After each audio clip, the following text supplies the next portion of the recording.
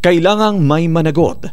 Ito ang inahayag ni Senator Mig Zubiri sa kanyang pagkondena sa napaulat na insidente ng hazing sa Central Mindanao Colleges o CMC sa Kidapawan City kung saan nakaranas ng pagkapaso sa katawan ang ilang criminology students. Ang nangyari anya sa 19 na mga interns ay hindi matatawag na brotherhood at hindi pagdisiplina kundi isang barbaric o kalupitan.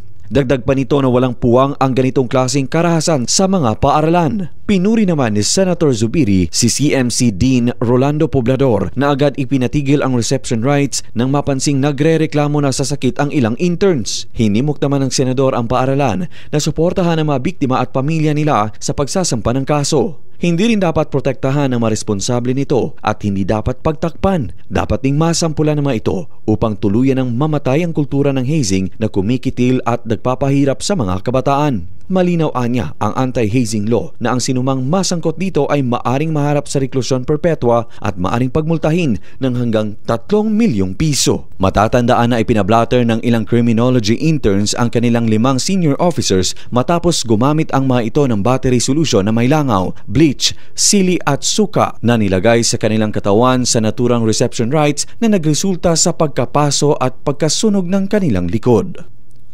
Luigi Alan Totor, NDBC, Bida Balita.